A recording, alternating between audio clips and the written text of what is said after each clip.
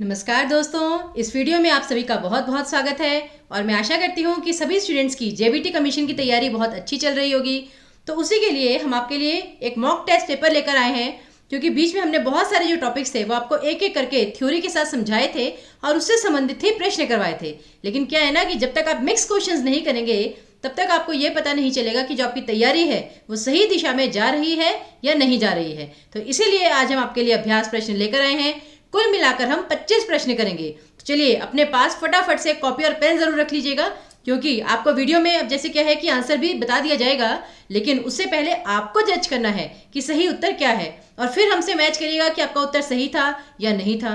अगर सही था तब तो वेरी वेल डन, लेकिन अगर गलत था, गलती कहाँ पर हुई, आपकी सिली मिस्टेक हुई या फिर क्या कहते हैं कि आपके जो तथ्य थे वो क्लियर नहीं हुए, या फिर आपने बहुत ही ऑप्शन आपने सही सोचा था लेकिन लिख गलत दिया। तो ये सारी समस्याएं जो होती हैं वो स्टूडेंट्स के साथ आती हैं। तो गलत ऑप्शन होने के बाद ये तीन आपके पास कि रास्ते होते हैं जो ये नहीं मैं कह रही खुले होते हैं, ये निकलते हैं रास्ते। या तो आप अगर गलत होता है या तो आप गलत टिकमा करते हैं या तो फिर आप ये करते हैं कि आप सिली मिस्टेक करके आ जाते हैं, या फिर आपको वो तथ्य ही नहीं पता होता। तो ये सारी जो चीज़ें हैं वो आज आपको मॉक टेस्ट पेपर के माध्यम से पता चल जाएंगी। तो ज़रा फटाफट तैयार हो जाइए मॉक टेस्ट पेपर के लिए। और हाँ, एक और कोशिश कीजिएगा, देखिए अपने सामने ना एक टाइमर जरूर रख लीजिएगा, जिससे आपको पता चले, जैसे मोबाइल आपके पास, मोबाइल में टाइमर लगा दीजिए कि आप कितनी जल्दी एक प्रश्न को हल कर पा रहे हैं, क्योंकि वो सब आपके लिए सबसे ज़्यादा महत्वपूर्ण है। तो ज़रा मैं आपको एक मिनट का समय देती हूँ, फटाफट तैयारी कर लीजिए सभी स्टूडेंट्स।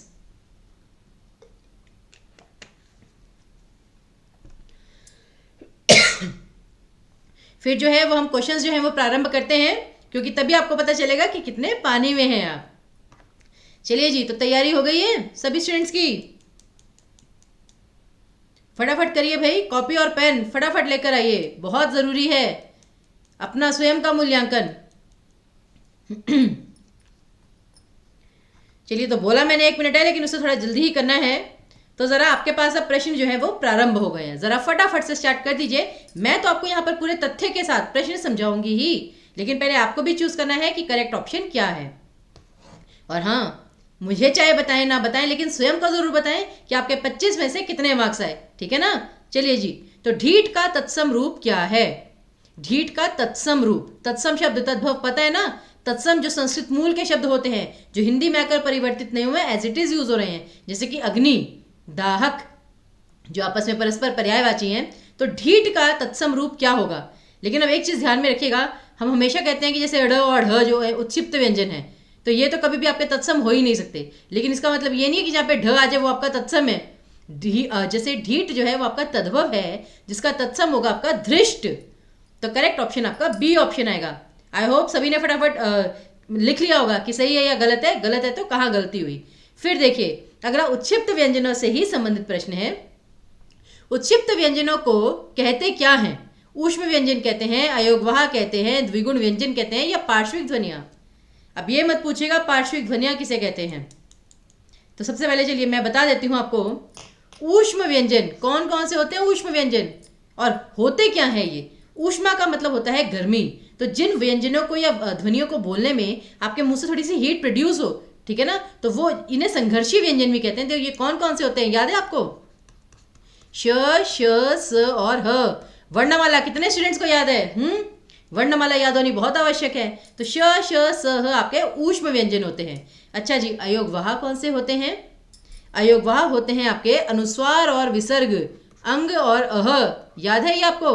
और द्विगुण व्यंजन, द्विगुण व्यंजन वो होते हैं जो तत्सम शब्द, ठीक है ना, जो हिंदी में आकर और ये तत्सम है ही नहीं, क्योंकि ये संस्कृत से लिए ही नहीं गए हैं, ये हिंदी के अपने व्यंजन हैं, ठीक है ना। तो इसलिए इन्हें उत्क्षिप्त या द्विगुण व्यंजन कहते हैं। तो करेक्ट ऑप्शन वही है आपका थर्ड ऑप्शन, जो कि ये दोनों हैं जो मैंने आपको लिखकर बताए थे, ये वाले। और पार्श्विक ध्वनियां कौन सी होती हैं? और ये ध्वनियां नहीं केवल एक ही ध्वनि होती है, पार्श्विक होती है ध्वनि ल, क्योंकि पार्श्व क्या होते हैं, यानी हम कहते हैं ना वो मेरे बगल से निकल गया। तो ये जो जिभ है आपकी, जिह्वा, तो उनके दोनों के साइड से आपकी हवा निकलती है जब आप बोलते हैं ल, तो आपको ऐसा लगता है कि दोनों साइड्स का यूज हो रहा है सही से। तो इसलिए ये जो ल है ये आपकी पार्श्विक ध्वनि कहलाती है। आगे देखिए, इंजीनियर किस भाषा का शब्द है? जरा फटाफट चेक कीजिए। और चाबी और तिजोरी किस भाषा के शब्द हैं? अब क्या है ना, पेपर में इस प्रकार के प्रश्न भी आ सकते हैं। फिर स्टूडेंट्स पूछते हैं कि मैम अब कितना याद करें, तुर्की भाषा के, पुर्तगाली भाषा के सारे शब्द याद करने बैठ जाएं। कोई आपको इतना नहीं कह रहा, आप हमारे जो सेशंस हैं, वीडियोस हैं, उन्हें रेगुलरली देखिए, अभ्यास हम करवा देंगे, वो हम पे छोड़िए।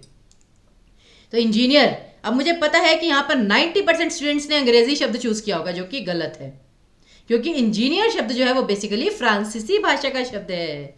बिल्कुल, तो इसलिए ये चीजें नोट करते रहिए। और जैसे देखिए अगला शब्द भी जो है चाबी और तिजोरी, दोनों शब्द एक दूसरे से संबंधित है, और इसीलिए मैं ये दोनों साथ में लेकर आई हूं कि चाबी और तिजोरी किस भाषा के शब्द हैं। चीनी, अरबी, फारसी या पुर्तगाली। यूनानी भाषा के भी शब्द आ जाते हैं कभी कभी।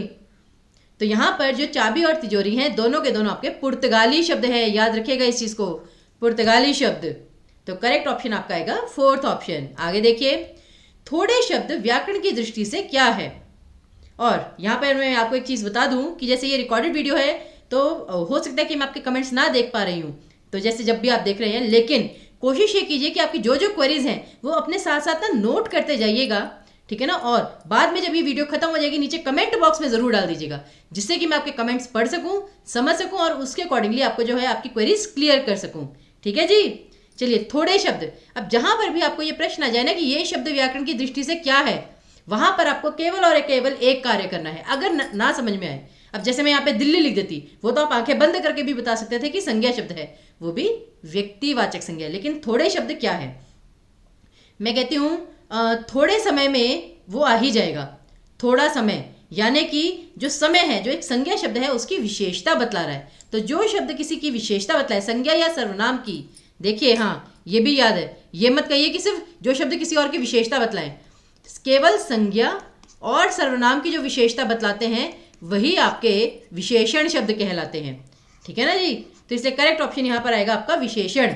लेकिन अब जो विशेषण की विशेषता बतलाए उसे क्या कहते हैं, उसे कहते हैं हम आपका प्रविशेषण। और साथ ही साथ जो क्रिया की विशेषता बतलाए उसे क्या कहते हैं हम, उसे कहते हैं क्रिया विशेषण। तो आई होप आज आपको ये जो चारों शब्द हैं उसमें कंफ्यूजन खत्म हो जाएगी। विशेषण, प्रविशेषण और क्रिया विशेषण, तीनों में अंतर क्या है। आगे देखते हैं, स्वच्छ वातावरण में रहना चाहिए वाक्य में विशेष्य क्या है। अब बार बार हम संज्ञा विशेषण वगैरह की तो बात करते रहते हैं, विशेष्य को बेचारे को भूल ही जाते हैं। विशेष्य क्या होता है, आपका संज्ञा या सर्वनाम शब्द ही होता है ये, लेकिन मतलब वो शब्द जिसकी विशेषता बतलाई जा रही हो उसे हम विशेष्य कहते हैं।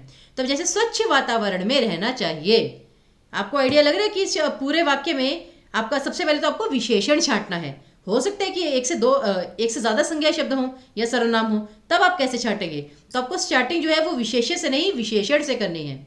ठीक है ना। तो सबसे पहले इसमें विशेषण क्या है, स्वच्छ, कि वातावरण कैसा है, स्वच्छ है। तो पूरे वाक्य में केवल एक ही विशेषण है। अब ये जो स्वच्छ है ये किसकी विशेषता बतला रहा है, ये आपके वातावरण की विशेषता बतला रहा है। तो आपका करेक्ट ऑप्शन डेफिनेटली वातावरण ही है कि यही आपका विशेष्य है। तो चलिए जी आगे बढ़ते हैं। लिखवाना शब्द में कौन सी क्रिया है। मैं अपने असिस्टेंट से पत्र लिखवा रहा हूं, तो प्रेरणार्थक, संयुक्त, नाम धातु या पूर्वकालिक। याद रखिए जेबीटी का लेवल जो है, ठीक है ना, ऐसा नहीं कि बिल्कुल ही सिंपल क्वेश्चन उठा के आ जाएंगे, लेकिन ये भी बात है कि अब अगर आपको कठिन चीज आती है तो वो आपके लिए आसान है, और अगर आसान सी चीज भी अगर आपको नहीं आती तो वो भी आपके लिए कठिन हो जाएगी। तो सरल और कठिन कुछ नहीं होता, केवल और केवल इतनी सी बात है आपको आता क्या है और नहीं क्या आता। तो चलिए, लिखवाना, जब हम क्रिया खुद ना कर कर किसी और को प्रेरणा देते हैं काम करने की, तो वो आपकी प्रेरणार्थक क्रिया कहलाती है। मतलब प्रेरणा देना का मतलब ये नहीं कि आप उसे कह रहे हैं कि तुम्हें करना चाहिए, तुम्हें लिखना चाहिए। प्रेरणार्थक अर्थात खुद काम ना करके कोई किसी दूसरे को काम करवा रहे हैं। अब जैसे संयुक्त थी, संयुक्त क्रिया क्या होती है, जैसे चली गई, उड़ रहा है, तो मतलब जहां पे 2-3 क्रियाएं साथ में है। नाम धातु क्रिया क्या होती है, जो संज्ञा, सर्वनाम या विशेषण, याद रखिएगा ये विकारी शब्द आपके, और विकारी में भी क्रिया नहीं, केवल और केवल संज्ञा, सर्वनाम और आपका विशेषण, ये 3 जो शब्द हैं आपके, इनके साथ अगर कोई क्या कहते हैं कि शब्द जुड़कर क्रिया बन रही है तो वो आपकी नाम धातु क्रिया कहलाएगी। जैसे कि सजना और लिखवाना तो आपकी क्रिया से संबंधित हो गई, ठीक है ना। लेकिन अब जैसे मैं कहूं अपनाना, हाँ अपनाना, अब आप किसी को अपना रहे हैं तो अपना जो शब्द है ये अपनाना जो है वो अपना से बना है, और अपना शब्द क्या है? सर्वनाम या विशेषण कह लीजिए। तो ये आपका नाम धातु क्रिया में आ जाएगा। और पूर्वकालिक क्रिया क्या होती है? पूर्व जमा काल। पूर्व मतलब पहले का, और काल मतलब कि आपका समय, यानी कि जो आपके पहले के समय का है, कि एक क्रिया खत्म हो चुकी फिर दूसरी क्रिया आ रही है, और दोनों क्रियाएं बताई गई हैं। जैसे कि तुम उठकर चले जाओ, कि तुम पहले उठो फिर चले जाओ। और मोस्टली इसमें ये देखा गया कि कर वर्ड जरूर आता है पहली क्रिया के साथ, कि तुम उठकर चले जाओ। तो यहाँ पर एक क्रिया के समाप्त होने के बाद दूसरी क्रिया बताई जा रही है, तो वो आपकी पूर्वकालिक क्रिया होती है। तो आई गेस क्रियाओं का भी शॉर्ट में नॉलेज मिल गई आपको। आगे देखिए, मैं नाच रहा हूं में मुख्य क्रिया कौन सी है? अब यहां पर हमने संयुक्त क्रिया की बात की थी ना, कि जहां पे 2-3 क्रियाएं साथ में आती है। तो ये देखिए, मैं नाच रहा हूं। अब इस वाक्य में तो केवल थी ही 2 चीजें, या तो थी आपकी संयुक्त क्रिया कि नाच रहा हूं, या फिर मैं यानी कि सर्वनाम। तो अब यहां पर मुख्य क्रिया क्या होगी? मुख्य क्रिया वो होती है जो जैसे धातु से बनी होती है, जैसे नाचना। मेन यहाँ पे कौन सा काम हो रहा है? नाचने का काम हो रहा है। यहाँ पे रहने का काम हो रहा है? नहीं, नाचने का काम हो रहा है यहाँ पर। तो मुख्य क्रिया आपकी नाच ही आएगी। करेक्ट ऑप्शन है सेकंड ऑप्शन है। चलिए जी, अगला प्रश्न देखिए, राष्ट्र की भाववाचक संज्ञा क्या है और पगड़ी शब्द क्या है? यौगिक, देशज, संकर और विदेशज। ध्यान से देखिएगा प्रश्नों को और उत्तर दीजिएगा। और हाँ, रिकॉर्डेड है तो इसलिए कहीं भी आप पॉज करके, ठीक है ना, अपना आंसर पता लगा सकते हैं। तो कोशिश कीजिए वैसे तो कि जितनी जल्दी उत्तर आप बता सके। राष्ट्र की भाववाचक संज्ञा, तो देखिए राष्ट्रीय, ये तो सबसे पहले कोई शब्द ही नहीं होता।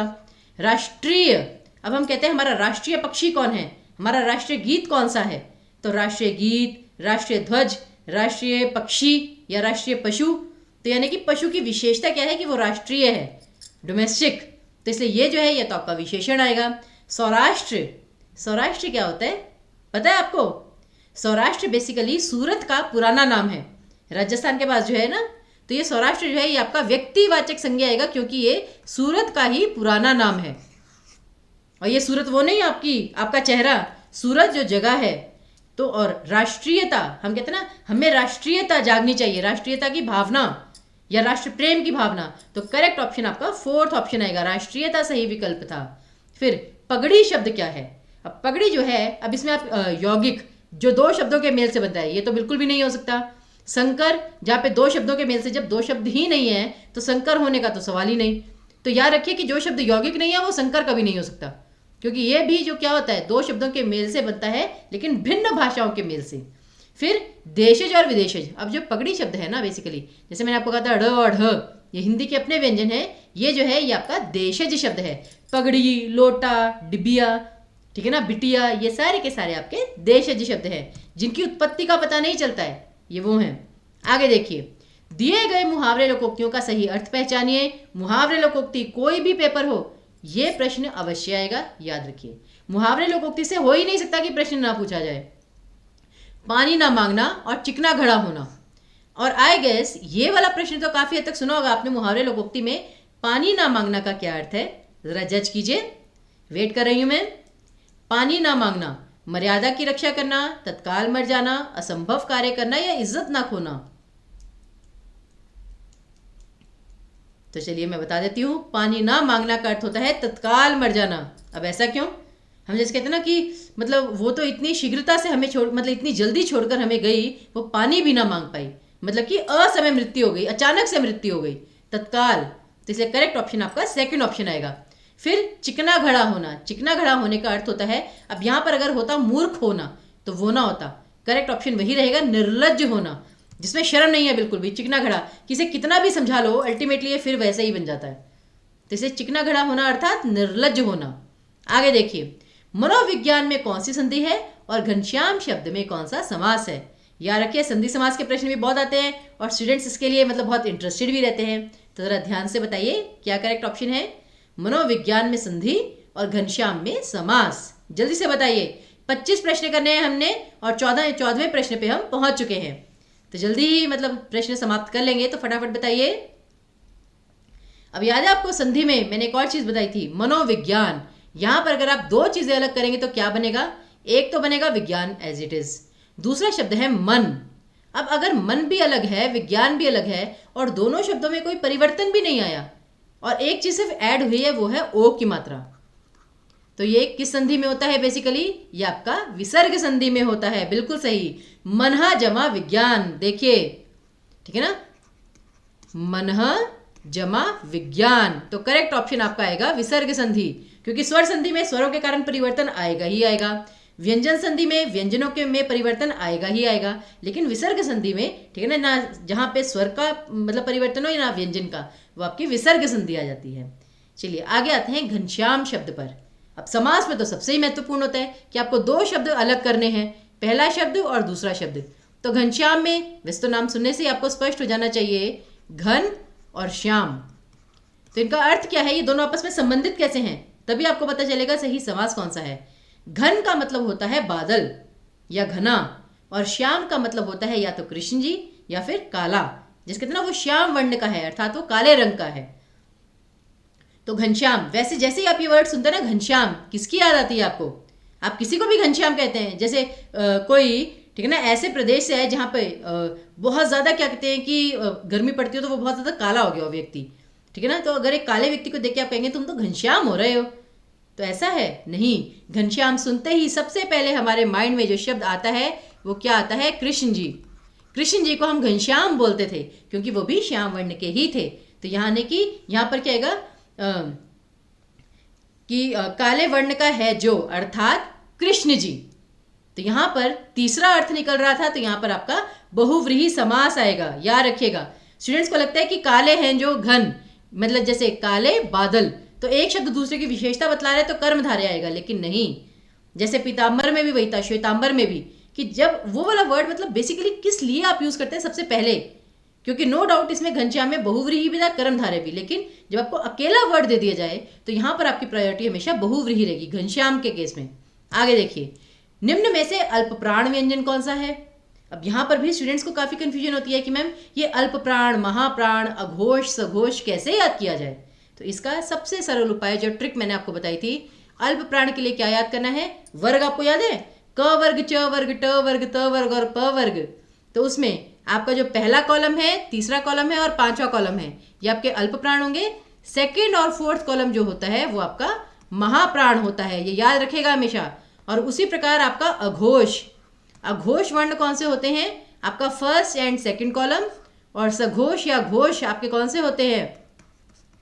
बाकी के 3, 4 और 5th कॉलम, अगले के 3 कॉलम। तो ये जो चीज़ है ये आप याद रखिएगा, मुझे लगता है कभी आपका उत्तर गलत नहीं जाएगा।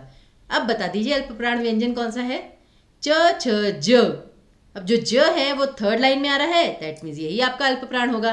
बाकी प, फ दूसरे नंबर पर आया है, महाप्राण है। और वैसे भी प, फ, तो फ बोलने में ऐसा लग रहा है कि पूरी जान निकालनी पड़ रही है, जैसे च, छ, ज, झ, जान लगानी पड़ी। क, ख, ग, घ, जान लगानी पड़ी, लेकिन च, छ, ज बहुत आसानी से आपने बोला, तो ये आपका अल्प प्राण ही आएगा। ये देखिए, फिर देखिए विस्मय आदिबोधक अव्यय कौन सा है? विस्मय आदिबोधक अव्यय शब्द याद है कितने प्रकार के होते हैं अव्यय? क्रिया विशेषण, आपका संबंध बोधक, विस्मयादि बोधक और समुच्चय बोधक। पांचवा प्रकार भी होता है निपात, जो वैसे काउंटिंग में नहीं आता, लेकिन वो होता है अव्यय।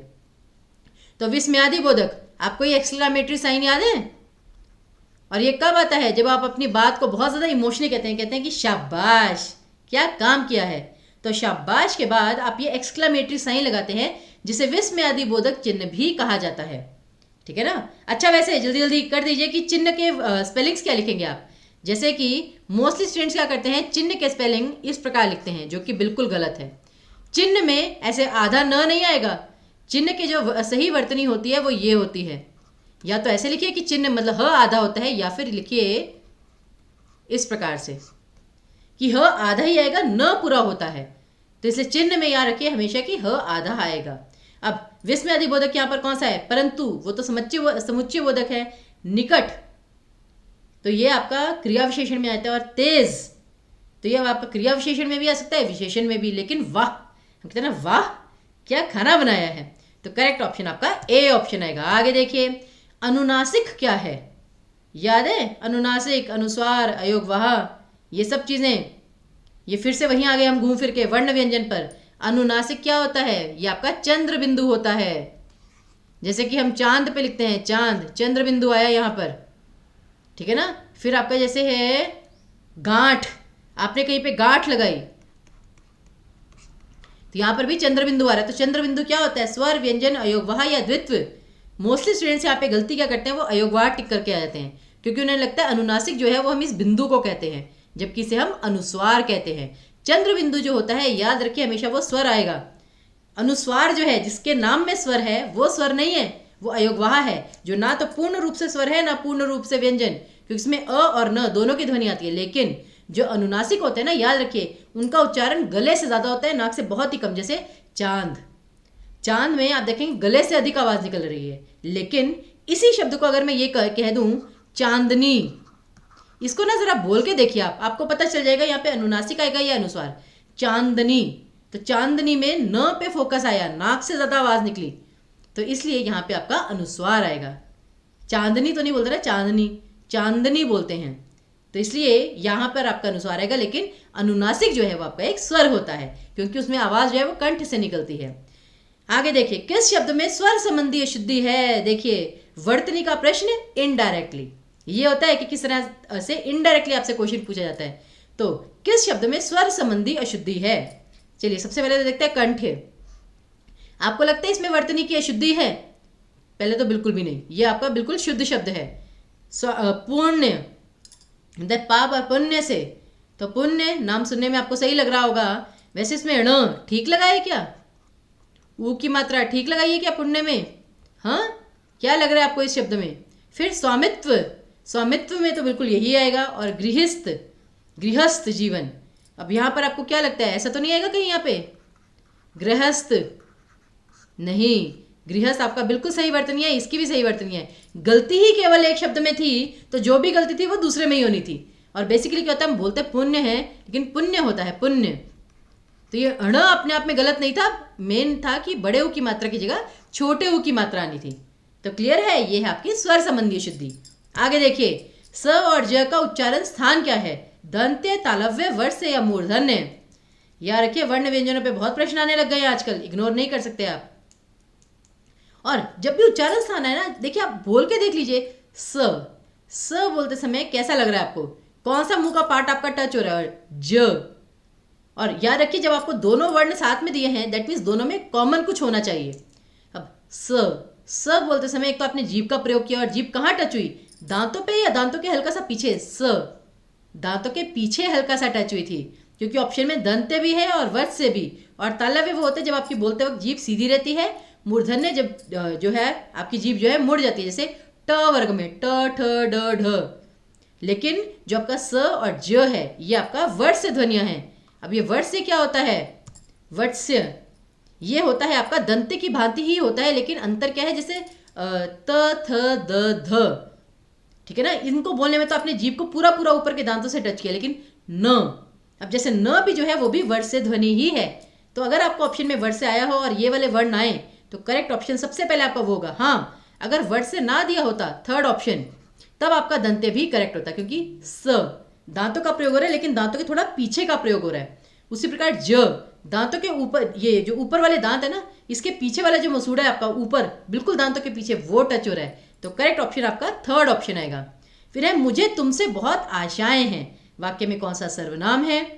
तो सर्वनाम कौन से होते हैं? जो संज्ञा के स्थान पर प्रयुक्त होते हैं। अब यहां पर आप किसकी जगह पे संज्ञा लगा सकते हैं? मुझे, यानी कि जैसे अब इसमें लगाऊं, राम को मोहन से बहुत आशाएं हैं, यानी कि हमने पहले शब्द के स्थान पर भी और दूसरे शब्द के स्थान पर भी दोनों ही जगह पर हमने संज्ञा लगा दिया। और मुझे तुमसे, यानी कि एक व्यक्ति दूसरे से बात कर रहा है, और जहां पे पर्सन इन्वॉल्व हो, बोलने वाला, सुनने वाला, वहां पे सीधे सीधे आपका पुरुषवाचक सर्वनाम आएगा। क्योंकि पुरुषवाचक के 3 भेद होते हैं आपके, उत्तम पुरुष, मध्यम पुरुष और अन्य पुरुष। याद रखिएगा इस चीज को। उत्तम पुरुष कौन होता है? बोलने वाला। मध्यम पुरुष कौन होता है? सुनने वाला। और अन्य पुरुष होता है कोई थर्ड पर्सन। अब यहां पर मुझे तुमसे, यानी मैं जिससे बोल रही हूं उसे कह रही हूं मुझे तुमसे, तो दोनों ही शब्द मुझे में उत्तम पुरुष है और तुमसे में आपका मध्यम पुरुष है। तो करेक्ट ऑप्शन आपका पुरुषवाचक ही आएगा। चलिए, केवल और केवल 5 प्रश्न बाकी हैं, फटाफट कीजिए। मुझे बाजार से कुछ लाना है। रेखांकित शब्द क्या है? संज्ञा, सर्वनाम, विशेषण या क्रिया विशेषण? और रातों रात शब्द में कौन सा समास है? फटाफट बताइए भाई, मैं वेट कर रही हूं, चेक कीजिए।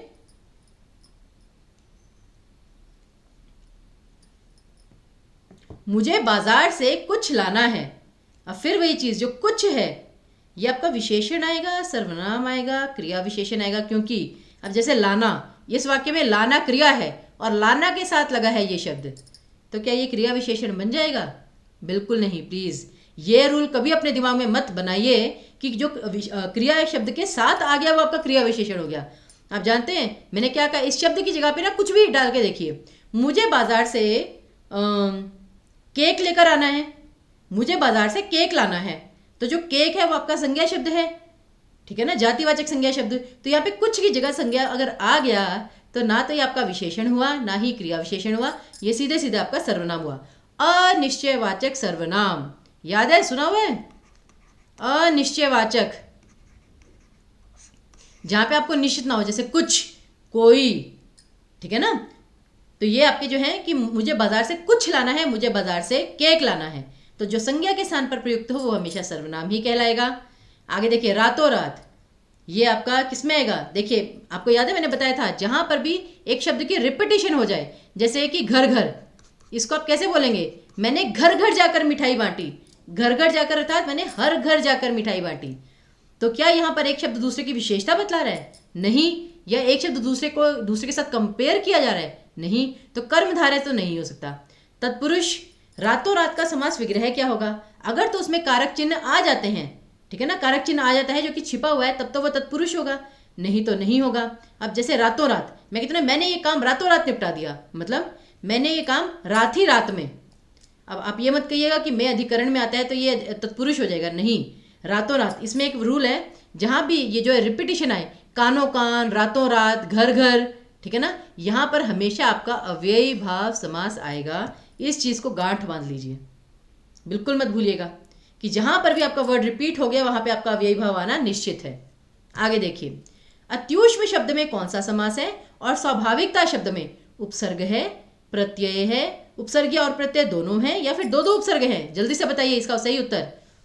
इसके बाद केवल और केवल एक प्रश्न बचा है, जल्दी बताइए। अत्यूष्म शब्द में कौन सा समास है? फिर वही समास है तो दो शब्द आपको छांटने होंगे, पहला शब्द कौन सा है और दूसरा शब्द कौन सा है, और दोनों में रिलेशन बना लीजिए कि संबंध क्या है, ठीक है ना, क्योंकि जहां पर आपने संबंध छांट लिया तो वहां पर आप सही जो है समास पहचान लेंगे, दोनों शब्दों के बीच का संबंध। तो अत्यूष्म, इसमें एटलीस्ट आपको इतना तो पता चल रहा है कि एक शब्द जो है वो ऊष्म या ऊष्मा है, ठीक है ना, ऊष्म या ऊष्मा। और ऊष्मा का मतलब क्या होता है? गर्मी। और अत्यूष्म मतलब कि अति, कि जैसे बहुत ज़्यादा जब गर्मी पड़ती है तो मैं कहती हूँ आज का जो मौसम है ये जो ऋतु है ये अत्यूष्म है, अति ऊष्म यानी कि बहुत गर्म है। तो इसलिए जब यहाँ पे अति जमा ऊष्म और ऊष्मा, कितनी गर्मी है? बहुत ज़्यादा। एक शब्द दूसरे की विशेषता बतला रहा है तो कौन सा समास होगा? तत्पुरुष, कर्मधारय, बहुव्रीहि या द्वंद्व। अति जमा ऊष्म, बहुत अधिक ऊष्म, तो यहाँ पे एक शब्द दूसरे की विशेषता बतला रहा है तो डेफिनेटली आपका कर्मधारय समास होगा। आगे देखिए, स्वाभाविकता शब्द में क्या है? उपसर्ग प्रत्यय में से तो सबसे पहले आपको उपसर्ग प्रत्यय में मूल शब्द छांटना होता है जिसे आप आगे ना तोड़ सकें।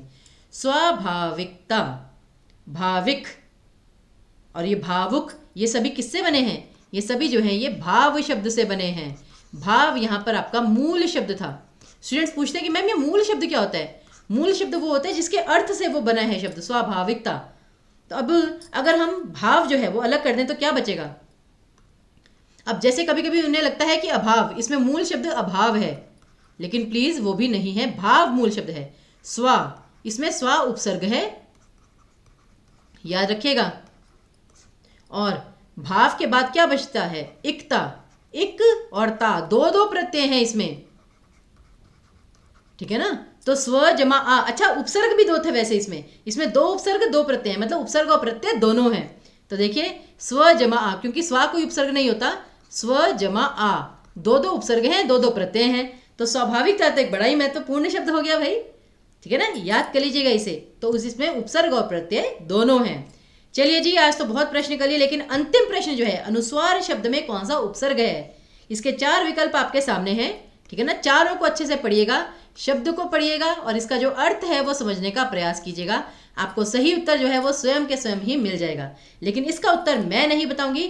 आप सभी इस प्रश्न का जो उत्तर है नीचे कमेंट बॉक्स में लिख कर जाएंगे, जिससे कि मुझे पता चले कि भाई आपने कितना अच्छे से पढ़ा है, समझा है और कितना आपको आता है। ठीक है जी, तो चलिए फिर आज का जो वीडियो है, सेशन है, वो यहीं पर हम समाप्त करते हैं। हम आशा करते हैं कि अच्छे से आपको सारे प्रश्न क्लियर हुए होंगे, और सेशन पसंद आए तो प्लीज़ लाइक कीजिएगा, शेयर सब्सक्राइब कीजिएगा, क्योंकि सब्सक्राइब नहीं करेंगे तो फिर आपको लेटेस्ट नोटिफिकेशंस कैसे पता चलेंगी। ठीक है ना जी, चलिए तो फिर हम आपसे विदा लेते हैं, मिलते हैं बहुत जल्द, तब तक के लिए धन्यवाद।